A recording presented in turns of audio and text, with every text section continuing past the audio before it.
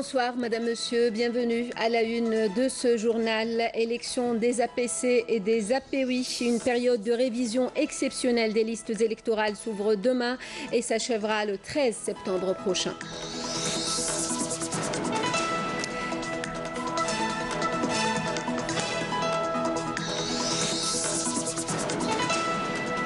Toutes les dispositions nécessaires ont été prises pour que la rentrée scolaire se déroule dans de bonnes conditions. La mobilisation est totale, rassure Nouria Benrabrit. La ligne ferroviaire Tismsilt-Bourzoul sur 131 km sera livrée à la fin de cette année, annonce Abdelghani Zalen depuis Tismsilt. Le ministre des Travaux publics et des Transports insiste sur les délais de réalisation de tous les projets routiers aussi. Et puis à Tamanrasset, certains projets ont du mal à aboutir. Les autorités locales promettent d'y remédier. Un reportage dans ce journal. Élections locales et après la convocation du corps électoral pour le 23 novembre prochain, une période de révision exceptionnelle des listes électorales s'ouvre demain, mercredi 30 août, pour s'achever le 13 septembre prochain. Tous les citoyens et citoyennes non inscrits sur les listes électorales âgés de 18 ans révolus le 23 novembre 2017 sont ainsi invités à demander leur inscription sur la liste électorale de leur commune de résidence. Les électrices et électeurs ayant changé de résidence doivent se rapprocher, eux, de leur nouvelle commune de résidence qui prendra en charge la procédure de radiation d'inscription.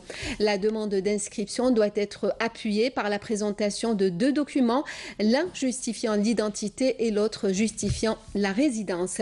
Les bureaux chargés des élections au niveau des communes seront ouverts tous les jours de la semaine de 9h du matin à 16h30, à l'exception du vendredi. Et à propos du rendez-vous du 23 novembre prochain, l'opération de retrait des dossiers de candidature se poursuit à travers toutes les wilayas du pays. L'opération qui se poursuit jusqu'au 24 septembre prochain se déroule dans de bonnes conditions d'organisation. 944 nouveaux logements sociaux participatifs et locatifs attribués à Alger au niveau de 13 communes. Il s'agit de 818 LSP et 126 logements sociaux locatifs. Au total, 72 000 familles sont concernées par les opérations de relogement qui ont débuté en juin 2014, a indiqué le Wali d'Alger lors de la cérémonie de remise des clés aux bénéficiaires qui a eu lieu aujourd'hui. Nouria Benrabrit, invitée du forum du quotidien Al-Sha'b ce mardi pour la ministre de l'Éducation nationale. Toutes les dispositions nécessaires ont été prises pour que la rentrée scolaire se déroule dans de bonnes conditions. Écoutez à ce propos la ministre de l'Éducation. À l'occasion de cette rentrée scolaire, toutes les mesures ont été prises, que ce soit concernant la cantine scolaire, le transport ou la répartition des 3 000 dinars inscrits dans le cadre du programme de la rentrée scolaire. Il y a une grande mobilisation au niveau local. Cela veut dire que c'est au niveau des daïras que les 3 000 dinars sont gérés, après établissement des listes des élèves dans le besoin. Concernant les cantines scolaires, nous avons communiqué à notre niveau et avec le soutien du ministère de l'Intérieur pour que ces dernières soient opérationnelles et ce dès le premier jour de la rentrée scolaire.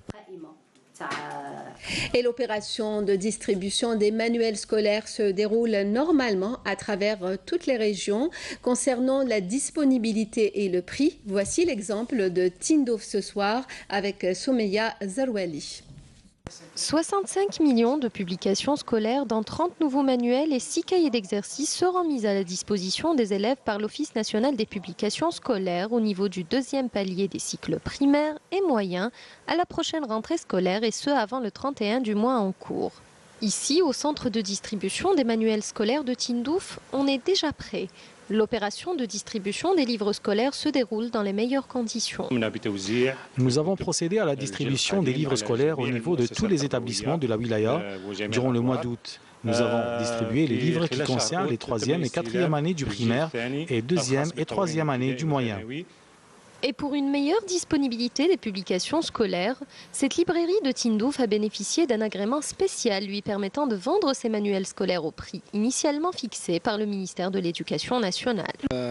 Nous avons signé un accord avec l'Office national des publications scolaires depuis l'année passée. Les parents sont contents, surtout que les prix sont fixés par l'Office. Les prix sont agréés par l'État. Certaines personnes ont peut-être remarqué une différence entre le prix de l'année dernière et celui de cette année, et ce par rapport au fait que la valeur ajoutée a changé, car l'année passée elle était fixée à 7% et elle est passée cette année à 9%.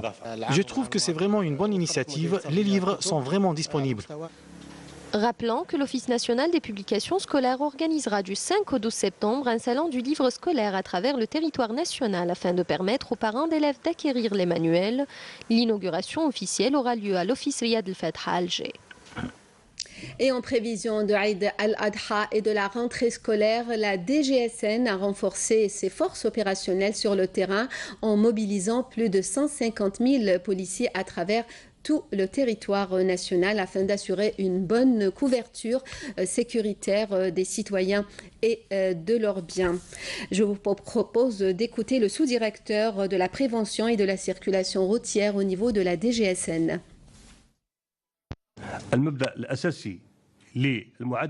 Le principe majeur de l'équation sécuritaire concernant ce domaine se base essentiellement sur l'occupation du terrain. Tous les moyens humains et matériels sont mis à disposition. Nous sommes encore en période estivale et c'est les mêmes dispositifs qui seront reconduits à l'occasion de l'Eid al-Adha ainsi que pour la rentrée scolaire. Comme vous le voyez, le travail de la police est une mission sans interruption. On est toujours présent.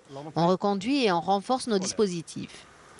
Plus de 150 000 policiers seront ainsi mobilisés pour Eid al-Adha et tous les moyens de la sécurité nationale seront mis à disposition à l'occasion de la rentrée scolaire. On les renforce au fur et à mesure. Lutte antiterroriste et grâce à l'exploitation efficace de renseignements, un détachement de l'armée nationale populaire a capturé aujourd'hui dans l'après-midi dans la zone frontalière de Timiaouine à Bourj Beji Mokhtar, 6e région militaire, 2 dangereux terroristes qui étaient derrière plusieurs attentats criminels. Un pistolet mitrailleur de type Kalachnikov et une importante quantité de munitions ont été saisis, a annoncé le ministère de la Défense nationale. Par ailleurs, 2 contrebandiers ont été arrêtés à Bourj Beji Mokhtar et Ingezem par des détachements de l'ANP qui ont saisi également 2 camions de carburant et divers outils d'orpaillage, précise le communiqué du MDN. Dans un entretien accordé à la télévision algérienne, la militante sahraoui des droits de l'homme Aminatou Haïdar s'est exprimée sur la cause juste du peuple sahraoui et son droit à l'autodétermination. L'union du Maghreb arabe ne pourra se faire sans le peuple sahraoui. En voici un extrait. ونحن نطمح حقيقة لبناء مغرب عربي موحد ولكن ليس على حساب الشعب الصحراوي، وهذا لن يتسنى بناء هذا الصرح إلا بالاعتراف بوجود الشعب الصحراوي. إذن وجهوا الكلمة للشعب المغربي الشقيق على أنه آن الأوان للقطيعة مع الماضي، وإن كان فيه عقلاء بالمغرب يجب أن يفكروا لمستقبل مشترك بينهم وبين شعب شقيق. Et vous pourrez suivre l'intégralité de cet entretien réalisé par Soumeya Aloui juste après le journal de 20h sur la chaîne terrestre et la A3. Le ministre des Affaires religieuses et des Waqf a effectué une visite d'inspection à la clinique centrale de la mission médicale algérienne et rencontré les imams et les mourchidines religieux à la Mecque en vue de s'enquérir de près des préparatifs engagés en prévision du début demain des rites du Hajj. Je vous invite à écouter le ministre des Affaires religieuses et des Waqf. Après cette réunion, je peux dire que le bilan est positif jusqu'à présent. Aucune mauvaise surprise n'a été enregistrée. Nos hadjis sont tous hébergés comme prévu, avec un accompagnement religieux et sanitaire, suite à quoi j'ai félicité notre délégation. Et vu que l'aspect pratique des rites du Hajj sont plus difficiles que la théorie, nous avons insisté pour que le comité de la fatwa et de l'orientation religieuse soit entièrement à la disposition de nos Hajjis, avec une prise en charge efficace, leur permettant d'accomplir correctement les rites du Hajj. Le ministre des Travaux publics et des Transports en visite d'inspection de plusieurs chantiers dans la wilaya de Tissemsilt.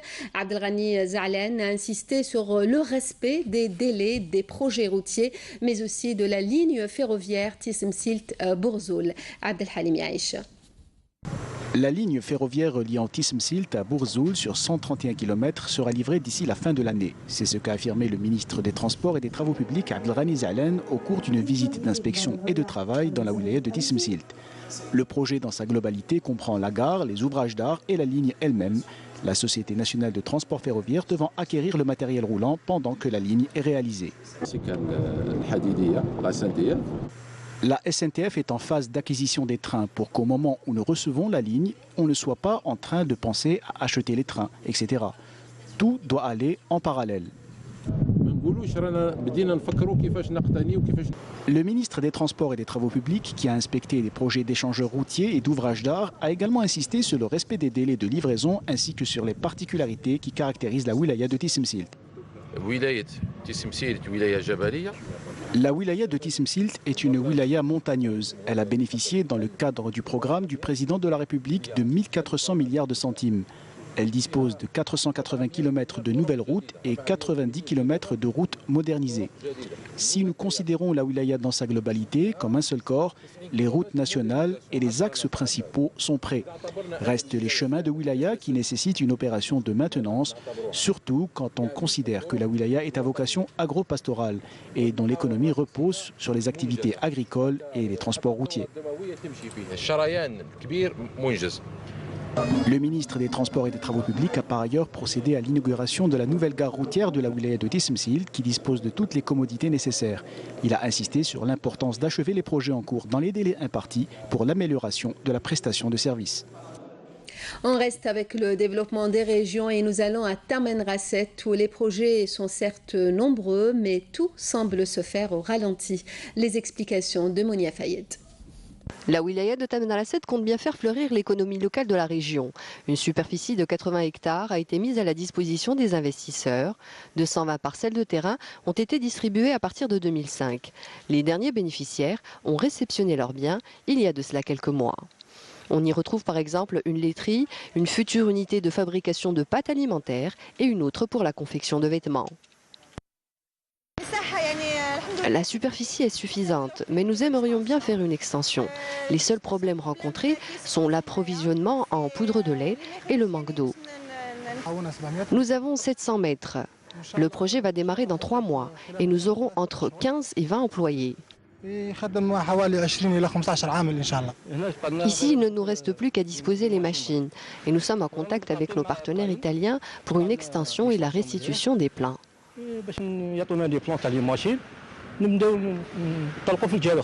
J'ai déposé un dossier et j'attends toujours une réponse. Développer ces régions sahariennes est pour moi un devoir national. J'espère que l'ensemble des investisseurs algériens entendront mon appel. Et je leur garantis que nous serons le bon partenaire qui les accompagnera pour la réalisation de leurs projets. Pour ceux qui ont terminé la construction de leur hangar, et ils sont peu, attendent les équipements pour pouvoir les aménager. D'autres se contentent de clôturer les terrains ou les transformer en lieu d'élevage pour les cheptels. Nous demandons à ceux qui ne comptent pas utiliser ces terrains de les laisser à d'autres qui aimeraient y investir. Il y a l'électricité, le réseau d'assainissement des eaux usées, les routes sont goudronnées, mais rien. Et pourtant, il ne leur reste plus qu'à s'installer. Nous avons accordé plusieurs contrats de concession. Certains n'ont pas été respectés. Nous avons donc décidé d'annuler 35 contrats jusqu'au jour d'aujourd'hui et de les proposer à de nouveaux investisseurs. Nous avons 25 dossiers en instance chez la justice. La wilaya de Tamanrasset compte bien faire le ménage et mettre un terme à ce genre d'agissement qui freine le développement économique de la région. Fin de ce journal, le rappel des principaux titres. Élection des APC et des API, une période de révision exceptionnelle des listes électorales s'ouvre demain et s'achèvera le 13 septembre prochain. Toutes les dispositions nécessaires ont été prises pour que la rentrée scolaire se déroule dans de bonnes conditions. La mobilisation est totale, rassure Nouria Benrabrit. La ligne ferroviaire Tissemsilt-Bourzoul sur 131 km sera livrée à la fin de cette année, annonce Abdelghani Zahlan depuis Tissemsilt. Le ministre des Travaux publics et des Transports insiste sur les délais de réalisation de tous les projets. Et puis à Tamanrasset, certains projets ont du mal à aboutir. Les autorités locales promettent d'y remédier.